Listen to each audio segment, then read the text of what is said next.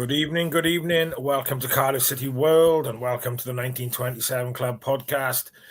You were joined by myself, obviously, tonight, and obviously Mr. Rhys David Evans. Good evening, sir. How are we? Absolutely buzzing from last night, but absolutely buzzing. 4 goals, what a game, what a performance.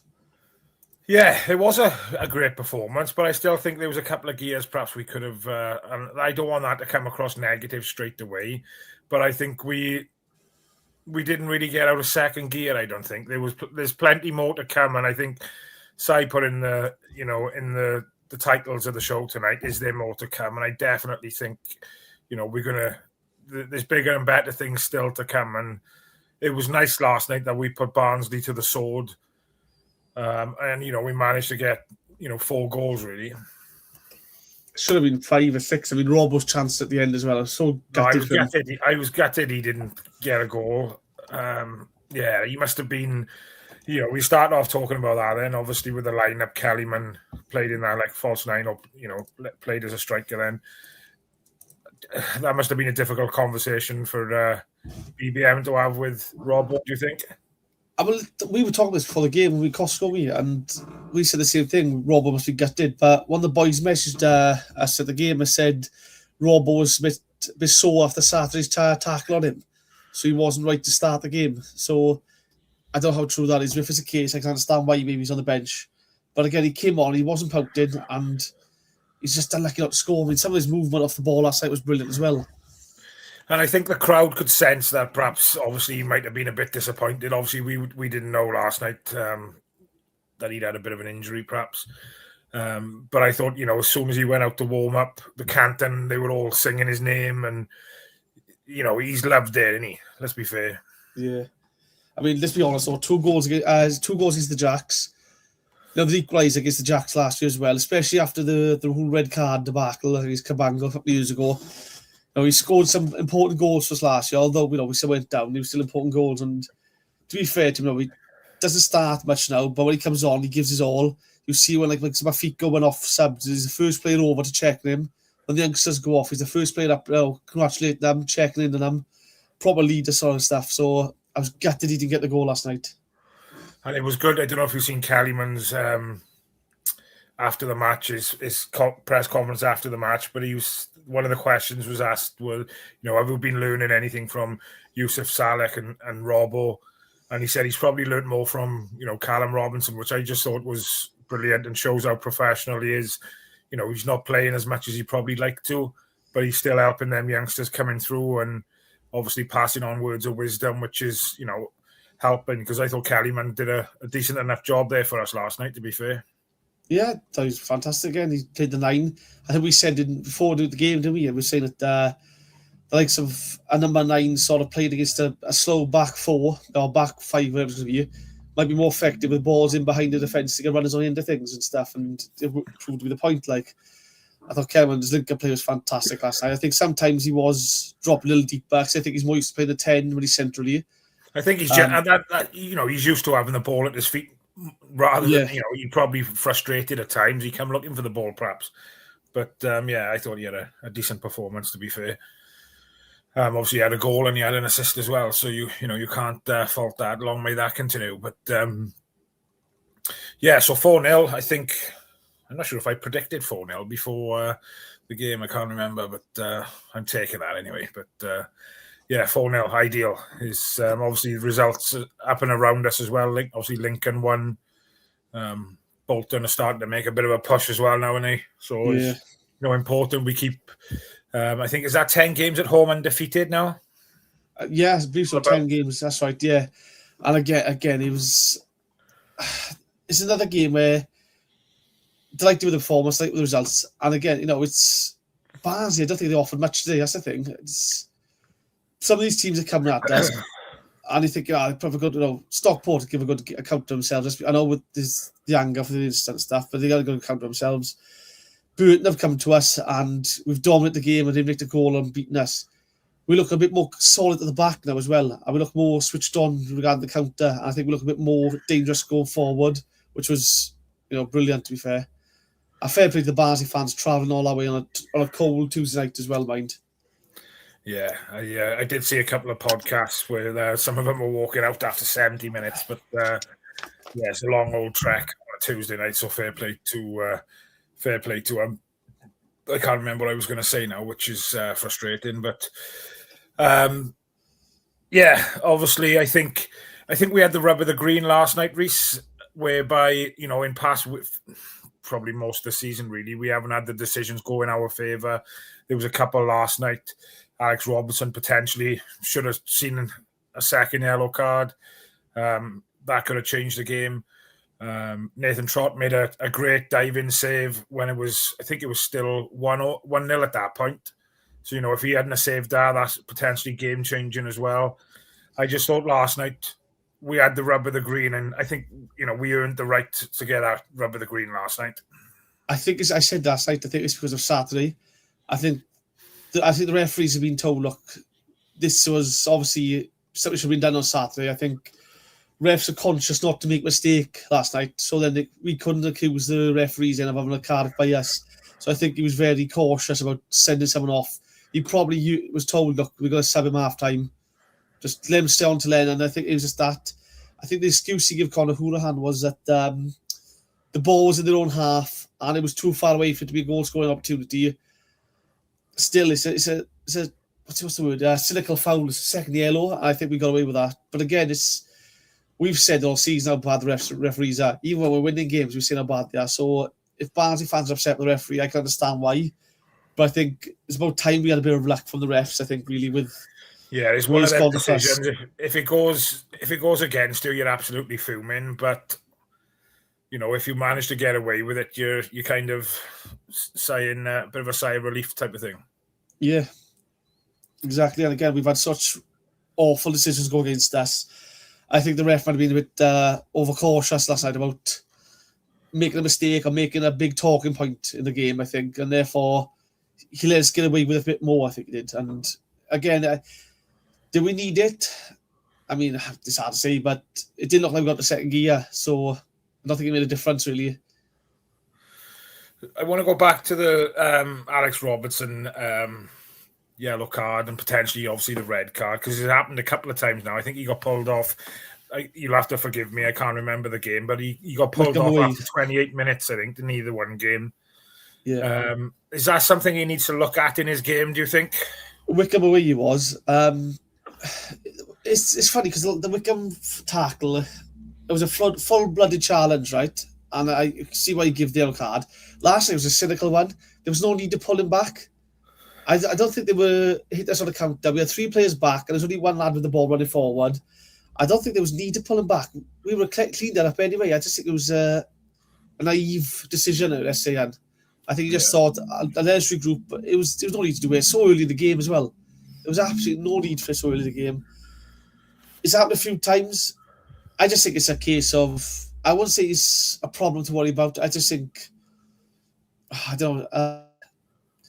It's not something we should worry about. I just think it's a bit naivety as all. And because again, I do forget how young he is, really. You'd think he's been here, there, and, obviously he's come up to Man City ranks and had his loan and Pompey come to us. And, he's still only 22 himself. Yeah, and he hasn't played a lot of football, I think, because he didn't play much of Pompey. I think he had 6 months because he had a massive injury, didn't he? So he was out for like 6 months. And then he came to us last year and he was in and out of the squad there because of injuries and stuff. And then start the season, didn't restart for us. Took a few months for him to get in the run of games. So he's probably playing catch up and and again, 50 minute yellow card. He will learn from it. I think the others around him will help him through games. I don't think it was need to do it, but I just sort of understand why he did it. But it's a difficult one with him as well because he's a type of player who plays on the edge, doesn't he? He don't mind going in for a challenge, and it's probably difficult to try and take that element of his game away from him. But Cardiff City fan in the chat said, that potentially could have cost us last night. Obviously, it didn't.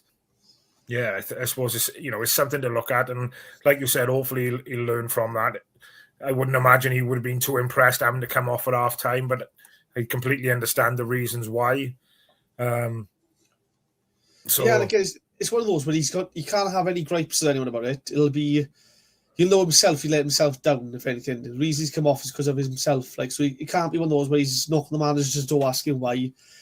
So again, he looks like a solid professional. I have no doubt he'll get his head down, get back in training, go again, kick on. I mean, I haven't got an issue with him. I do think it was a bit of a, like I said, a cynical foul. Didn't need to make it, but he'll learn things like that. Yeah, definitely. I want to pull this one up because I was going to go on to talk a little bit about Nathan Trott. Obviously, didn't really have much to do last night. He had that one good save in the first half. The Cardiff City fan says, first quality save from Trott for a very long time, which is good on our defence. I think our defence is going from strength to strength now. I know, obviously, there was another change last night. Gabriel Osho went to the bench. Will Fish come in to partner Chambers. I think that's a lot of that's down to the work and how strong our defence is at the moment. Yes, it was a bit funny last night because I think I said to you, they've got Cleary, exciting winger and stuff, and their attacks when he was on the pitch came directly to the middle. All they counters, everything came to the middle of the pitch, and I think we struggled. After we scored the first goal, they grew into the game for the next 30 odd. I say for 25 minutes they grew into the game, and a lot of the attacks came directly down the centre. And I think once we realised that, we just shut it out completely, and then they started going wide. And our defence is still there. I mean, we said earlier, Perry Ng was outstanding right back, cleaned up everything. Big gun on left back, cleaned up it all. I mean, they had one or two chances last night. A good save from Trott. I think they had a header, which thankfully they messed it up. But other than that, I thought we looked solid. I don't think they really threatened other than that one chance really. And it's a credit to Trott because we've seen how hard it must be for keepers to go through a full game, doing absolutely nothing all game, and then being forced into action. Do you mean after such a long period of inactivity? So full credit to him. What's your opinion then of him with the ball at his feet? Do you sense that perhaps he's still got a little bit of nerves there, or do you think you've gone through that after that goal the other week? I don't think he's nervous at all. I think he's confident. That's why he does it all. That's why he does it. I think he's full of confidence. And again, as fans, you hate to see it because if something goes wrong, we all look at each other and go, "I can see that's coming." But when he gets rid of it, let's just put your foot through it if we have to. Just put your foot through it. Let's just regroup. And then get ourselves back in position and we go again. I do think sometimes they keep the ball a little too long, it does, but it's working, so we can't really complain.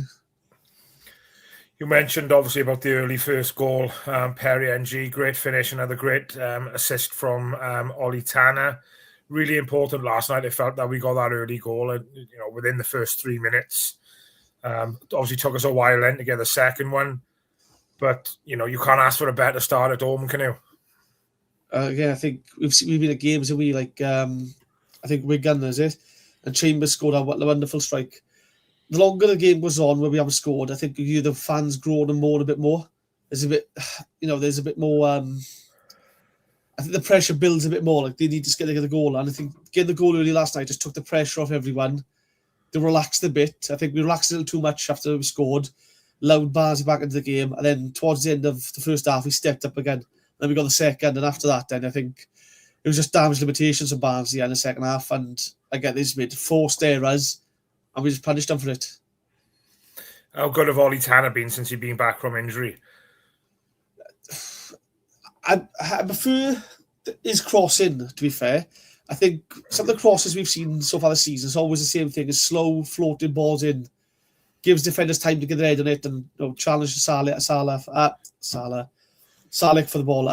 Tanner sort of drills the ball in, and when you drill a ball in, anything can happen. Deflection, you get a chance, get a goal, get a set piece, which I thought was poor last night. By the way, the set pieces, by the way, some of the corners. I think the first half he couldn't beat the first man 4 or 5 times. I think it was shocking. But yes, his Tanner's come back on. I think it's a different kind of threat, isn't he? Really, he looks to cut inside, or he doesn't mind beat his man. I think with that, as a defender, you don't know what to expect. When you see other players, you think, right, he's going to cut on his inside, he's going to try and bring the ball in. With him, he just makes up as he goes along. And I think that's good. He mixes it up And I think, what's he been back now? 4 or 5 games, maybe? He had just over 4 months out injured, I think. So, he's still getting back to match fitness. So I think there's still more to come from Ollie Tanner. I think we've said previously that, he's come back from this injury a lot fitter than what he did the last time he got injured. And I just think his mentality has switched as well. like the tracking back now and helping to defend. And he lost the ball down near your end of the ground yesterday, Canton, and he tracked back and he stuck a leg out to win the ball back. So I think you've added that to his game as well. I think what helps as well, mind, is last season when he's looking back, right, you had Cian Ashford, Tanner, El Ghazi and Willock. And Willock would always start on the left. And let's be honest, Tanner would always start on the right-hand side. No matter what, he was always in starting last season, to be fair. This year, you got Cian Ashford putting performances in. Isaac Davis is putting performances in. Willock was putting performances in. So there's competition for places. So they can't even... There's no complacency allowed, because they know if they drop their standards just a little bit, there's someone right behind them ready to take their spot. And it's great to see the strength and depth that we've got coming off the bench. Like, I was thinking, Tanner's going to go off now. Potentially Willock, I thought, might have gone off. But to bring the likes of Cian Ashford and Isaac Davis on, to replace them is, Barnsley must have been having bloody nightmares, man. It was cruel, but up your guts, we're top of the league. So, sorry, but there we go. Ryan Wintle, I think I put a message in one of the groups last night saying how important he is. He's that man in the middle who's kind of holding everything together for me at the moment. And I think his partnership, again, I think we mentioned this on Saturday with Robertson, is getting better and better every game for me. Yeah, he cleaned up so well last night, didn't he? He looks like he's playing like the six, the pivot in front of the back four, and the amount of times they try and break it through with the middle, especially the second half, and he just stuck a foot in, won the ball back. Clean pass to the defence, reset, go in again. He was outstanding again, and it's the hard work. And I fear an injury to him will be bigger to us than an injury to. I don't say a Saleh, because Saleh's a massive player. But if Saleh's injured, you've got other players you look at and go, he can play there, we can play this, and this. Wintler's such a pivotal role for us. I do worry we're losing him. So this season, he's been outstanding for me. There's a question for you then, and obviously the people in the chat who are tuned in. So obviously with Saleh missing last night, was you worried when you seen the lineup come out and Kellyman was up front, or did you think obviously we'd adapt and play a different type of football? Was there any concerns there from you last night, or was you worried at all? Well, we were in Costco together and we seen the lineup. We both said we were a bit worried there's no striker on there. But we did say, didn't we, that it'll probably be a different way of playing. It won't be lumping it up just like a Saleh to win a block, win the ball, win flick-ons, bring Lingard into play. It'll be a number 9 trying to get off the shoulder of the defender, balls in behind, balls into space. And I think last night we've seen some of the passing we tried doing, trying to feed it through the defence, try and get in behind the defenders. So I think we changed it up last night. And I think Barnsley would have probably watched us this last few games and gone, they'll have a target man. We'll chuck 3 big lads at the back, just bully him out. And when we played Kellerman, all of a sudden that game plan went the window, because the back line was all over the place. They tried man marking Kellerman, and he would just drift away. And all of a sudden, Joel in the 10 would pick up space next to him, or the ball would go wide. And I just don't think they knew how to handle it. Young Joel Colwell, how do you find he's settling into the team now? I think that was his second start. Was it? He started the weekend as well, didn't he? And obviously, he's been on the sidelines a little bit, but what's your opinions on Joel? How's he doing at the moment? His defensive work last night was brilliant for me. I think he was pressing so well. His energy was just closing down, getting stuck in. I don't say stopping the ball. I think once or twice he turned into trouble a few times. But again, he's playing in a 10 last night, where he's normally playing an 8. So I can understand why, the defender's right next to you, right on you. So I understand, he wasn't aware maybe. But I thought he was brilliant again. His energy is just... When you've got that as an opposition defender, and you see the 10 is closing down, the striker's closing down. If you give the ball to either full back, you've got the winger closing down. It's panic time. And you see last night, they lumped it a few times up the pitch just to get rid of it. That was thanks to his press, that was. Another question I wanted to put to you, and obviously the guys in the chat as well. Obviously, Will Fish come into the starting lineup last night, and we've talked many times about his diagonal balls, but he done it a few times last night, didn't he? And I think that just gives us another dimension when you got somebody comfortable on the ball at the back like that, who can ping them 40, 50-yard passes. Just adds another dimension to our game for me. Yeah, Lawler's done it a few times as well, and the both of them, they're more modern centre half. They can play the ball. I think Lawler's more of a ball carrying centre half. But then you're looking at Fish, he's just pinging balls. We'll take it. I don't know. We'll get the ball right hand side and we'll free up Willock on the left, and it'll just be a lovely dag ball into space. And it's exactly what he wanted as well, right on his feet. Some of the passing is fantastic. Again, if he's had this in his locker room all this time, you wonder where it's been till now, because this is fantastic stuff, Yeah, and again, he's 22 years of age. Is mad, really. I did work out the average age last night of the starting 11. Do you want to have a guess of what it worked out as?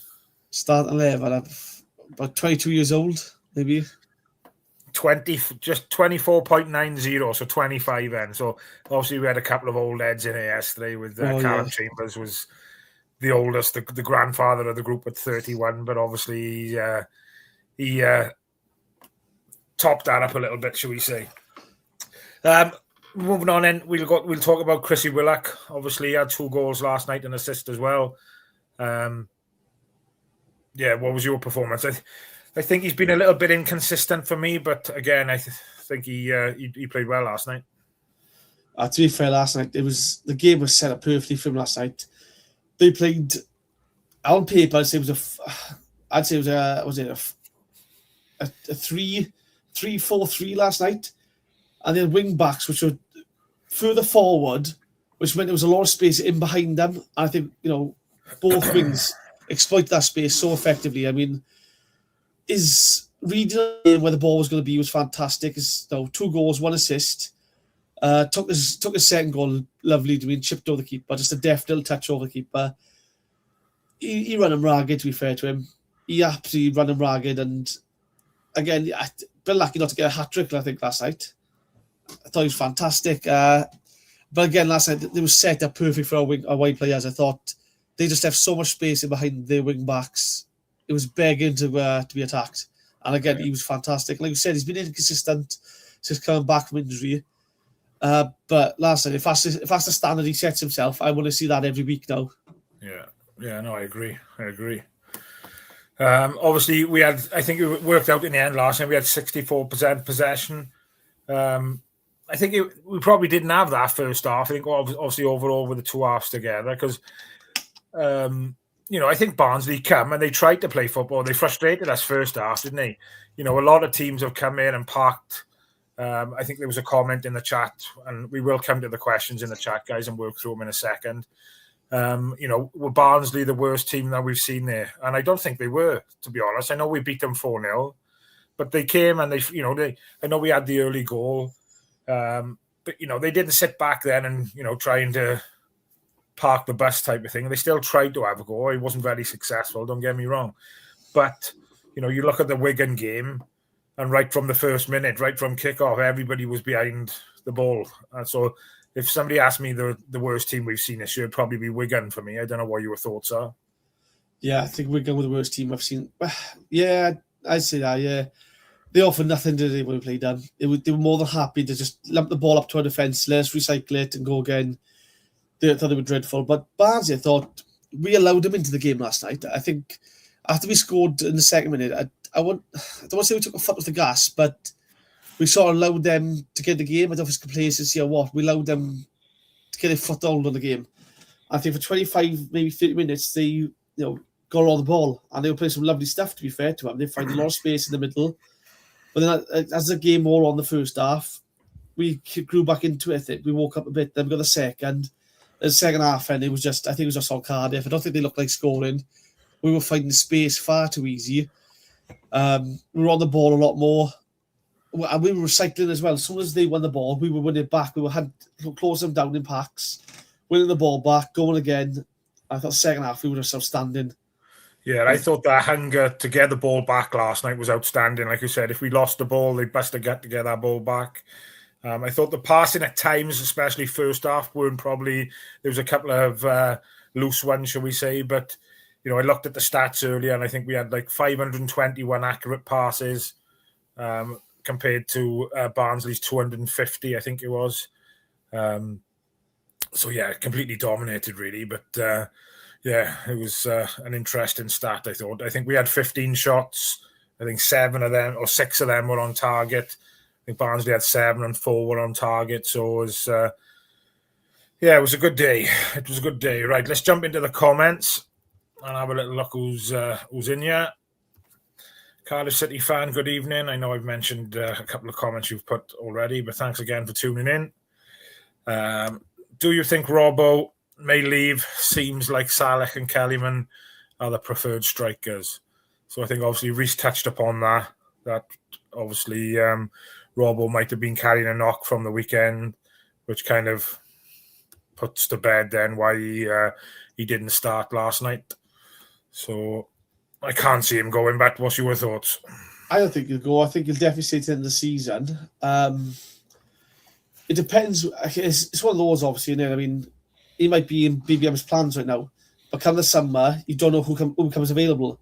All of a sudden, a striker who's 24 years old might come available, who's like for like with Robbo, younger, more potential, and you're thinking, if I can move him on, I can bring this player in on less wage. You never know with football. I like to see him stay. I think he's done, when he's been called upon, he's done a job for us.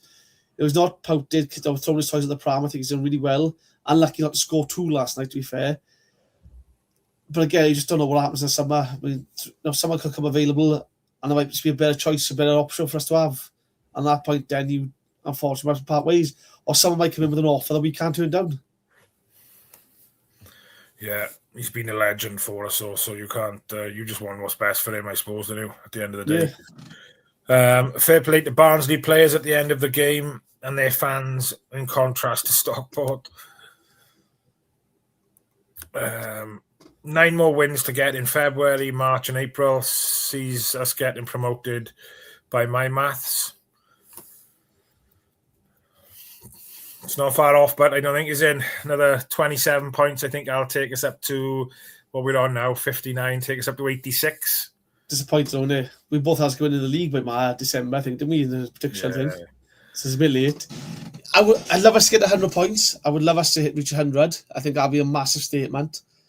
But I just think we take it game by game. We've got to take it game by game. Keep winning. I think it's potentially there, mate. I think we've got 18 games left, 54 points obviously available, and we're on 59. So, potentially we could get 113. So, but one game at a time now, I think. That's the thing. I mean, there's no easy games this league, let's be honest. I mean, we've seen it now where teams are beating each other, bottom's beating top, stuff like that. So, well, not bottom beating top.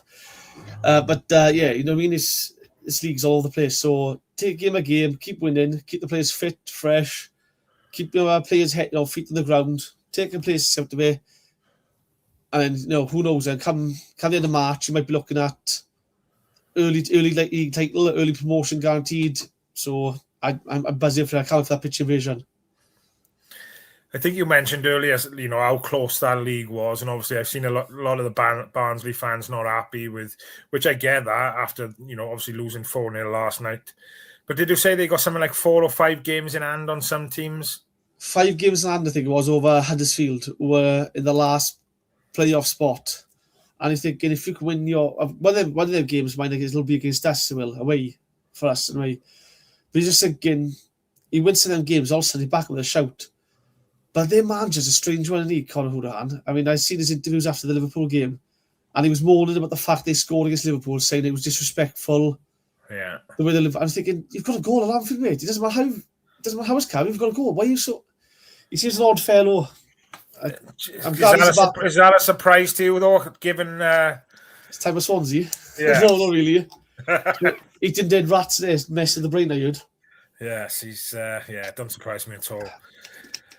Cardiff City fans said about what do you say, Barnsley are the worst side we've played this season. No, like I said, I'd go Wigan.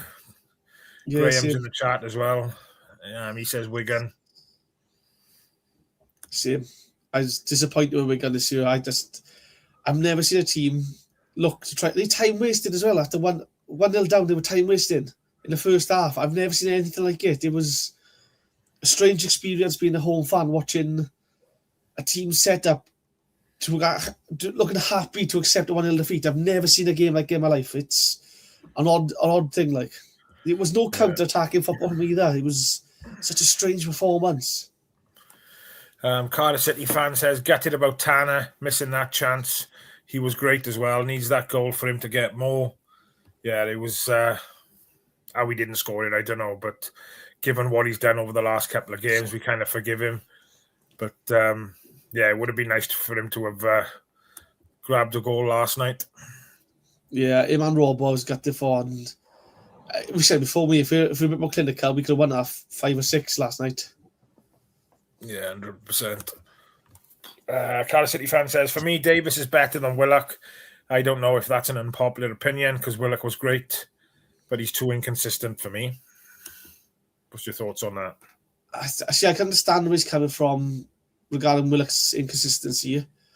I wasn't his biggest fan last year. I was very critical of him. I thought last season he was a bit too poor and it was far too easy to read in games. You knew exactly what he was going to do. I think this year he has changed it a bit, and I think the style of play does suit him a lot more. I think with Isaac, though, it's the pace he can run at players. He runs at full-backs, he gets behind them. I think that pace makes him a different kind of player. I don't know, I wouldn't say who's better. I wouldn't want to say that. I think it'd be disrespectful to the other one. But I think they're both different players and both impact the game different ways. I think it depends who you're playing against. We'll see a better performance. Like last night, there was a lot of space in behind the wing-backs. That was just there for Willock to exploit. I mean, Isaac could have done it on the right-hand side. I could have torn him apart.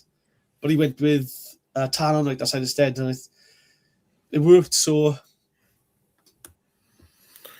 Jonathan says, I wasn't worried about the lineup. BBM has thrown a few surprises in, and they usually work out. And he was happy. And you can't disagree with that, can you, really? You know, Go on. I was just going to say, like, he has really. He's come up with... You've seen some of the lineup sometimes. You think, oh, that's a bit... don't quite understand why he's done that, but it's working. I think that's a surprise. Next Saturday's lineup, Horvath's in goals. For New York now, we're all right, but he's across the pond now. I can't believe that. Fair play. Hopefully America closes the borders off once he goes back there. And that's it then. But yeah, I think the style of play, we said last night doing cost score, we can understand why he's gone for the lineup he's gone for. Simply because of the way Barnsley set up defensively. I think they have wing backs which play a bit further forward, leaving a lot of space. They've got 3 big lumpers at centre half and not pacey. So if you get like a number 9 in, the ball's in behind the defence, play off the shoulder, ball's in over the top, you get runners on the end of things, you could really cause damage. And I think I understand that last night. So going back to something you mentioned earlier about that Reyes Cleary, I was quite concerned, really. I watched the Barnsley-Liverpool game and I thought he was excellent. But I don't know whether Perry NG obviously watched that game as well and thought, he's not having one up on me here, because I thought he was all over him like a cheap suit. He didn't give him an inch. And yeah, 31 minutes, I think he went off. And I was expecting more from him, and I was expecting him to, pose a bit more danger. But I thought, Perry NG still got him in his arse pocket, I think. I think it was a strange one because he's probably the most attacking player last night from the lineup, looking at it really. And again, they didn't really use him today. They didn't really utilise him. Everything came through the middle for them. They looked to attack the middle. They looked to build the play went to the middle. Only once or twice the ball went wide to him, and as soon as it did, Perry was on him, and he was all over him. And I don't know if he just thought, look, I can't do this tonight. This is too. He's got the best of me. He went off. I don't know if it was just precaution or what. But Perry had him in his back pocket, and I was surprised he didn't really utilise him more. When they did utilise him, he couldn't get nothing. And I'm loving seeing Perry NG enjoying his football again. Obviously, he went through that bit of a bad spell, didn't he? Perhaps when his head was maybe getting turned by potentially moving on and wasn't happy with who was ever in charge. But you look now, and the way he's playing, the way he speaks after games in press conferences and things. He's really enjoying his football again. Yeah. This is the Perry of old for me again now. This is the Perry that won right back in Team of the Year a couple of seasons ago. This is the Perry that was Player of the Year 2 years in a row, I think it was. Or, his read of the game was better. The issues he used to have, I think, last season was a problem he had quite often was he would push forward into midfield like an inverted full back, balls would come in over the top above him, and then the pace would just be exploited behind him, and we couldn't get back to it. This year, I think his reading of the game, his position awareness is outstanding. I just think he's bullying these young wingers, and again, I'm hoping he gets a new deal now. I will say this: I'm hoping he gets a new contract extension, another year maybe in the Championship. See what he does. Yeah, 100%. Cardiff City fan. This is an interesting one. What's our best centre-back partnership? Still Lola and Fish for me. Best 4 centre-backs we've had for a long time. Same. For me, my partnership is going to be Lola and Fish. I think they complement each other so well. I mean, is Dylan Lola going through the same type of thing? He seems to be picking up lots of niggles at the moment. And, if you remember going back a couple of years, it was Ruben Caldwell went through something similar, and they keep coming up. He's got growing pains, or his injuries are due to his body developing and things. Do you think a lot of that is similar, perhaps, with Dylan? I don't know the ins and outs of his. Was it a medial ligament damage? I think he picked up in the warm up Saturday. I think, wasn't it? I hope it's just a case of bad luck, and it's nothing to do with his body. He's been very lucky with injuries, and it does seem to be a case of he'll play a game and he's struggling with something. So you are hoping it's just a case of growing, maybe, and he's start next year, he'll be back to normal, be fully fit the whole time. But like I said just now, my partnership will be him and Fish. But an honourable shout out to Chambers, who's a different person this year compared to last season. Like I feel if I see him in the lineup now, I'm comfortable with it. I'm confident he'll put a performance in. He'll marshal our back four really well. Last season, you're looking, I think it is a mistake that come here now. And again, in 10 minutes, it'll be a mistake. This year, he's cut that out, to be fair to him. An honourable mention to that, I think, has been fantastic. And Offshore, although he's probably my 4th choice at the back, that's nothing against him personally. I just think we've seen it more consistently from the ones in front of him. But again, what another option to have if needed. There's 4 solid centre-halves there. Yeah, I thought Chambers looked good last night. He'd run the ball out of defence. He's quite happy taking that ball 20, 30 yards up the field. And again, just echo what you said. I think he's he's upped his game massively, haven't he, in fairness? Yeah. So credit to him. Alan Watkins, good evening, my friend. I think that our winning the ball back so quickly has been so impressive. So our pressing is our pressing top class. Yeah, I agree. I think it's last season. How many times do we say, "Where's the press gone?" We cried out the games to press. We allowed Barry Barnard last season. We allowed him to run 40 yards unchallenged 3 or 4 times against us. I mean, now if someone gets the ball within seconds, one of the players, it looks like a zonal thing. One of the players is on them straight away, and then we hunted the ball in packs. I mean, it's so refreshing to see. I'm not sure what this one's about, but has anyone seen the Newcastle fan podcast or video when he went and he interviewed Ruben and introduced him as a defender? Can't say that I've seen that. Should have called a Newcastle fan, said a Markham or something. I wish Caldwell had said something. I haven't seen that, so I'll have to have a little look for that. Jonathan says, I think Chambers and Fish spent more time in the Barnsley half than they did in ours. Jonathan goes back to then the Ruben interview. Just seemed to have an awkward smile and carried on without correcting it. So he needs to, I think he needs to be a bit more captain like that and just, defender, mate. Come on, I'll rip your team apart, son. And we're going to walk off. Yeah. Willock played fantastic, I think, says Chris. Needs more consistency every week. His brother scored for Newcastle tonight. Hat-trick for the family. Can't argue with that. Raphael. First game we've had in ages that wasn't anxiety-inducing until the final whistle. Yeah, I agree with that. 100%, innit? And it was nice last night that we could kind of relax and I was probably being a bit greedy because I was sat there thinking, we're coasting with 10 minutes to go. Push for the fifth. Get do you know what I mean? But I suppose that's being a bit greedy, innit? We said last night, I think I want us to get the 5th, not because again the goal difference. Goal difference is massive, right? And winning 5-6 is great. But I just thought if 1 or 2 other players had got a goal last night, personal confidence levels would have gone up a step. I mean, if Rob got a goal, that done him the world good. If Tanner got a goal, the world of good. I'm just thinking if one of them gets a goal, Turnbull gets a goal, or Joe can nick a goal next weekend, their confidence levels are going to go up a level. I'm just hoping for their sake, one or two of them might nick a goal as well. Like, yeah. Garen Cole says 11 more wins should see us up. That'll take us to 92 points, I believe. Just counting on the wins now, isn't it? Let's be honest. Yeah. Jonathan says Wigan, Burton and Rotherham were worse than Barnsley. Bonkers that we lost to Burton. 80% possession. They had one chance, took it. Job done. Crazy game, innit? Robbed them. I reckon we'll batter them 4 or 5 on the weekend. We got to punch the sword, make a statement. This is what happens if you try to do against us now. Like, we've got to absolutely smash them, I hope. And it's a good chance as well. I mean, it's a good chance for us to pick up some more points. I think other team on paper, we look at that game going, it should be 3 points to Cardiff on paper. I know it doesn't always work out like that, but it's a good opportunity for us to keep pressure on the chasing pack, because they're going to be looking at us going, like, Cardiff have won again now. We've got to win again now. We've got to try and pick up a win again. And it's going to add pressure to them. Well, for us, it's more a case of just keep going, just keep the levels we're at now, keep it going, and we'll pick another win after win after win.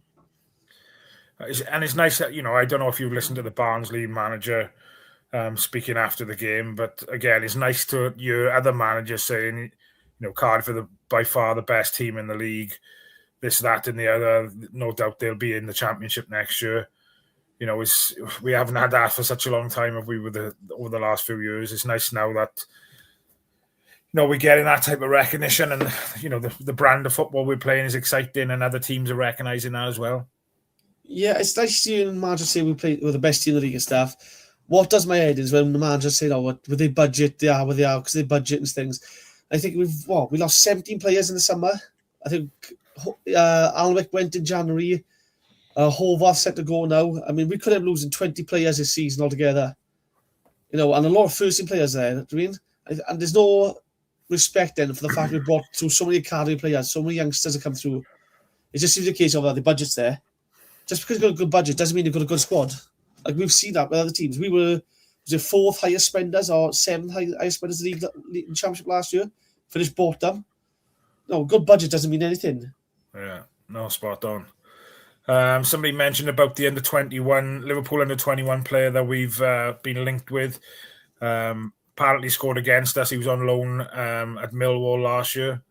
I believe this is his name, Callum Scanlon. Am I right in saying that? Is that his name? Yeah, I was there at the Den last year when he scored past us. He had a great game, to be fair to him.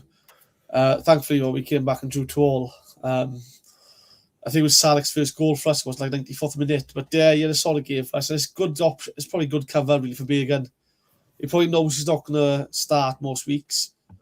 But there's a chance there for him to put pressure on Began to stake a claim as well. And if needed, Began can have a rest in certain games. Do you think that'll potentially be a stumbling block for him coming, knowing that he might going to play second fiddle? Do you think somebody stepping down from Liverpool under 21s? I suppose it all depends. I think there's other clubs in for him as well. I suppose it all depends, what Liverpool kind of demand, because you hear things that, yeah, we loan him out to you, but he's got to play X amount of games, this, that, and the other.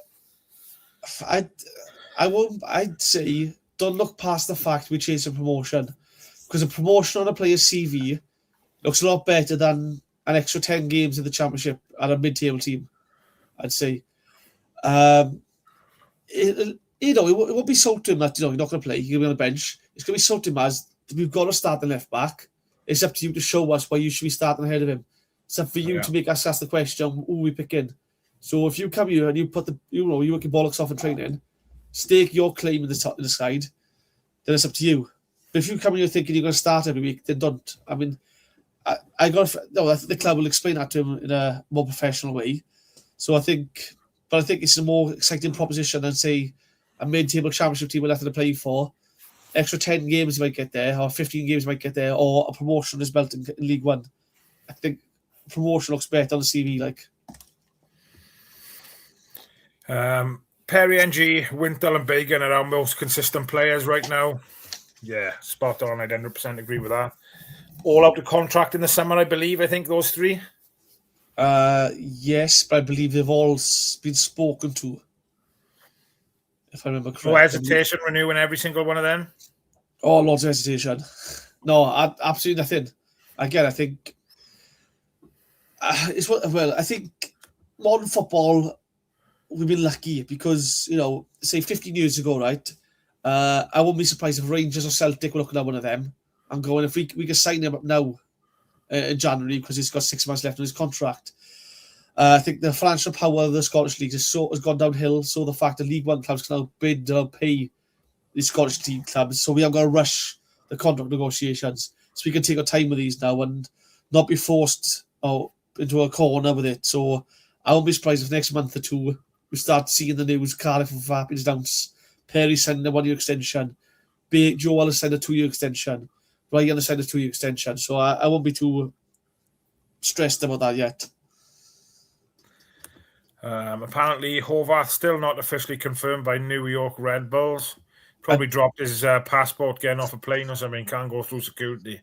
He's on the wrong plane. But I believe BBM said he's out in America now, yes. Yeah. To finalise the deal there. And again, it's one of those where it didn't work out. I've made comments about it, I made jokes with it, but thank you for everything you've tried to do. It didn't work out. All the best. Go on and have a good career somewhere else.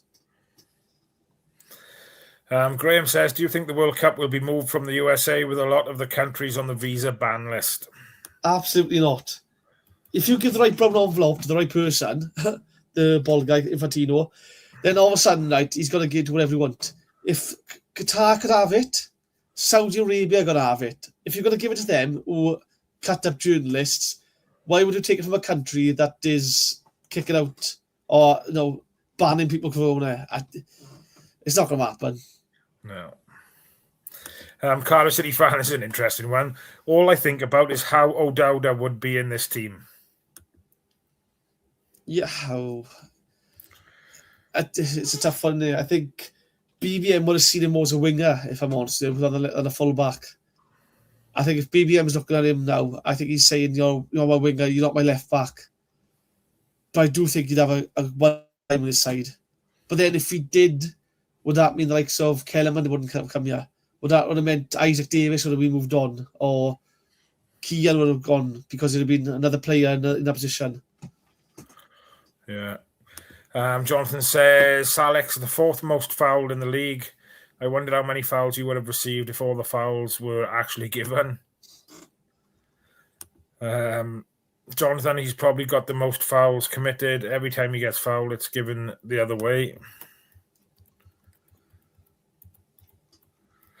Cardiff City fan says, Osho's a favour. Don't know how long Lola will be out for. 2 to 3 weeks, I believe. And Paul says the same here. I think the gaffer said that in his press conference last night. John Sinclair TV is the podcast. Is that the one about the Newcastle thing, is it? I'm not sure. I'll look now. One of the players, I think it was, NG said we owe them one when they asked about Burton after the Barnsley game. Yeah, he did. JT, good evening, buddy. It makes me laugh when fans and opposition fans think BBM has been backed. Yeah, again, we really haven't backed him anyone. I think Osho was a permanent sign-in. Trott's a loan.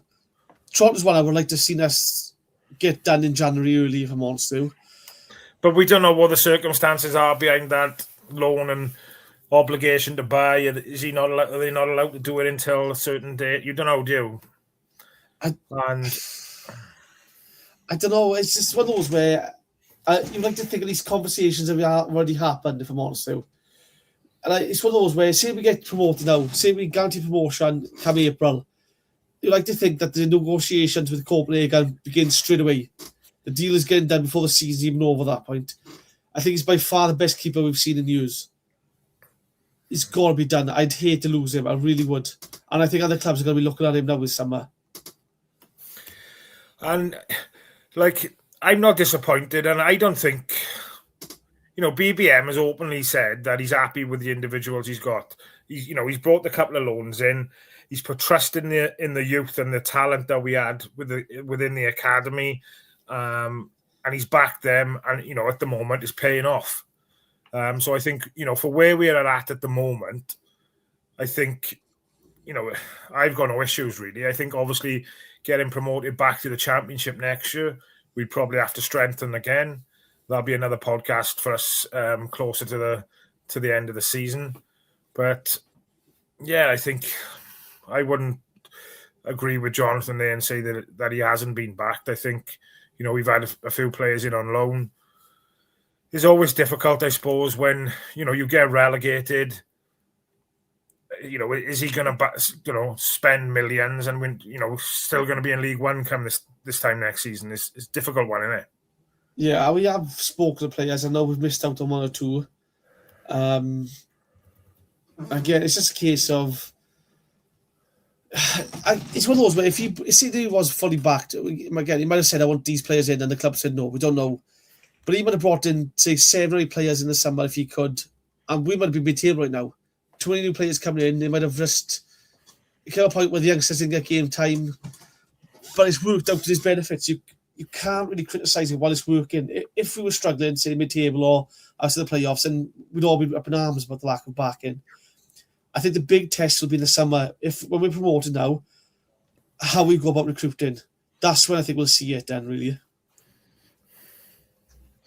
Yeah, 100%. But I just love the fact that he's put his trust in the youngsters.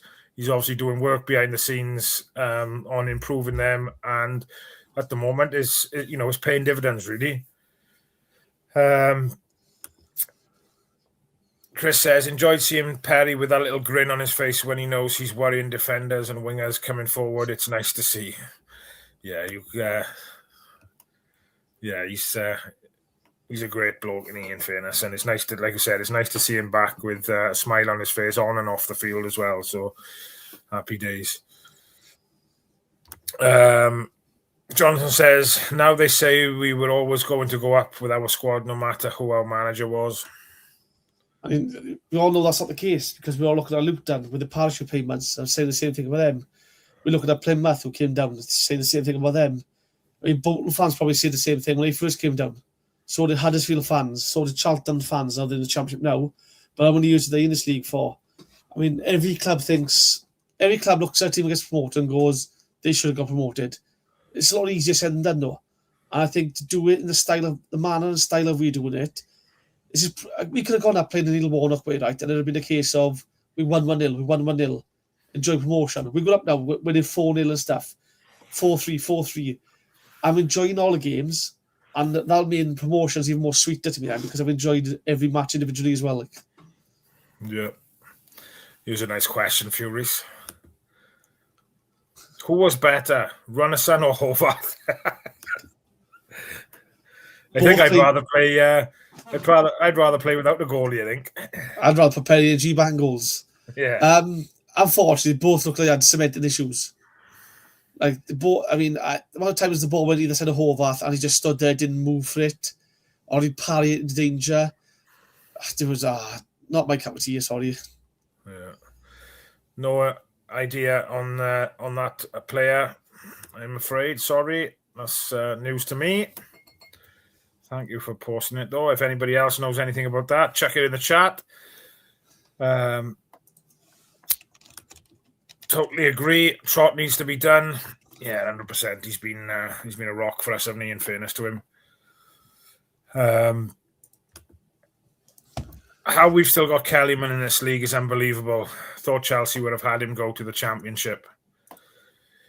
I think we'll go to the Championship, but he'll go with us next year. I got a funny feeling we'll have him back on loan again next year. He's a young man at 20. Is Rossignol gonna want him in and around that environment? Is he gonna learn more playing regular football in the Championship? I don't know. But the trick with Rossignol is, right, you just got to speak his language. And when you talk to him, just say, man age is 2 words. It's man and age. And with age in men, it's Cardiff, yeah.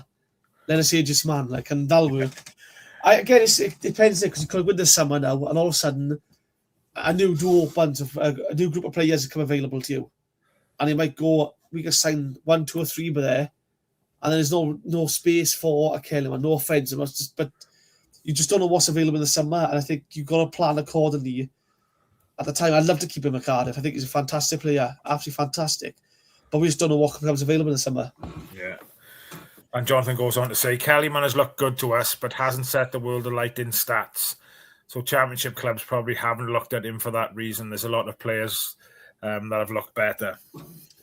On the flip of that, though, I think if you look at the teams we play in the League One, a lot of teams are sitting back. There's not a lot of space in the forward positions. It's harder for him to exploit. I think you go to the Championship, I think teams attack more. There's more space in to operate in, and he probably does look a lot more complete number 10 than he does. He looks a lot better player. So I think in the Championship, he's a different beast altogether, I think he is. A couple of questions here now related to the Championship. A good question here from Chris, and I'm pretty sure we answered it on either Saturday or a week ago. Hard one to answer, but if we were in the Championship now with this side, where would we be? I think we kind of both agreed we'd be around mid-table, didn't we, I think? Yeah, I think, like I said, League One teams are sitting deep, sitting back from us, and not really playing as much space. You take the Chelsea game, for example, a team, and Wrexham, and Burnley for that in the Cup. These teams allow a lot of space on the pitch because they try to attack a bit more. And we exploited that space so well. And the way we play, I think, with that space, the way we play, we will damage teams. I think we will concede a few more chances and maybe 1 or 2 more goals because teams will be more clinical and punish us. But I fully expect us to have a bit more freedom with the ball, a bit more space, more time, and we will punish teams in the Championship. Right now, I think we'll be mid-table. Yeah, I can't argue with that. Going back to the Runnison and Hovarth. NG in goal if needed. Don't want to see Hovarth or Runnison anywhere near our goal. Again, can't argue with that. I don't want to see no offense. I don't want to see neither in the Cardiff shoot again. I want to erase that. I want to erase that from my memory if I'm honest. Yes, it's I'll have to agree with you there. Right, we'll be wrapping up in the next minute or so. Thanks everybody tonight for tuning in and engaging by putting comments in the chat. If there's anybody tuned in tonight and you're not a member, you would like to become a member, you can scan the QR code in the top corner, or you can go onto YouTube, follow the information on Cardiff City World's YouTube channel. For the price of a cup of coffee a month, you can help support the channel. Every membership helps, keeps the lights on, so to speak, and it allows Si and the guys to keep, putting out content 7 days a week for you guys. Cardiff City fans just said, will you stay for an extra hour? But not tonight, but me and Reese will be back on Saturday night, I believe. Don't forget as well, if you do become a member, you get early access to live events, which we got one coming up, I believe, was it March 13th, I believe. Is the first one of this year, live event. Yeah, it's going to be a good one as well. They're all good. All the ones we've, Si have put together so far have been, they're really good evenings in fairness. And I think when this one's announced, I think the Craig Bellamy went within 24 hours. I think a couple of others went early doors, but yeah, this one is going to go fairly quick as well, without shadow of a doubt. But if you don't know about them, the live events are with former players. They're not with just us at the table talking. They're like ex-players. So we've had Sean Morrison, Kavanagh, Darren Purse has done one, Michael Chopper's done one, Glenn Louvers, Joe Ledley, Craig Bellamy's done one. Willie Boland, there's some big names have done them. And again, I think, like I said, this one will sell out pretty quick. Paul said, Reese, who would you rather interview, Hovarth or Runnison? I tell you what would be good, though, is that obviously because we've been so successful so far this season, touch wood, we haven't really had a Reese rant much this season. We used to have them on a regular basis last season. So I think we do to have a Reese rant episode, really. To be fair, my last season was corner fit. Some of the performances last season were embarrassing when and I think every week I was kicking off about something. But I said at the start of the season, I said no matter what happens this season, I won't be ranting on the episodes because there's so many youngsters playing. And the last thing I want to do is put add pressure to the youngsters. If they make a mistake, I really don't care. I'll back the youngsters all the way. Last season, there were some of the senior players that let us down. And I think they was justified, I think. I don't think I went personal. I went too far. I was fair in my criticism last year. And I've said, players like Chambers have impressed me this year. And I'm more than happy to say they look a lot better this year. I'm delighted with it. And with luck. Some of these players I was critical of last year. But they've been brilliant this year for us. So I wouldn't criticise them. Yeah, and I think... As long as they keep 100% every week, I don't care. But last year, some of them just didn't look like they wanted to be there, did they? Yeah, no, I agree with you. And even this season, and even like some of the things like we've already discussed from last night, it's not us being negative, but it's just highlighting areas perhaps that we can improve on. And every time you listen to BBM, he's always saying players can get better. Players, Ollie Tanner, he's going to get better. He's going to get better. So they're not resting on any laurels. There's always elements of every single player within the squad improving. And long may it continue. Let's climb. Let's get back to the promised land. But yeah, when we do lose a game, right? It's not because of a lack of effort or anything. It's usually we've had 10 chances, just haven't been critical enough. And last year, you look at games, you're thinking we didn't stick a tackle in. Sheffield Wednesday last year at home. I remember ranking after that. Barry Bannon, I said earlier, run 40 yards unchallenged 4 or 5 times. We just stood off him, allowed him to carry the ball. Last year, Millwall fans. I bet you Millwall, but he's happy, is he? Well, yeah. I told him last week that he was going there, and told him he should have put a bet on. He's landed with the player, the signing of Barn in mind. He's ready for promotion. He is. He's ready for. I don't think the FA are going to be ready for it, but he definitely is. Yes, it'd be interesting to see if they did get promoted, wouldn't it? There'd be plenty of overtime for police officers in the Premiership next season. But it's disappointing for us, though. There's 6 points guaranteed gone there next year if Millwall go up. So yeah, but we'll get them back from the Jacks and Wrexham, no doubt. Anyway, so we haven't got to worry about that. But I know it was a question we had asked regarding Barry Bannon, wasn't it, on a short-term deal.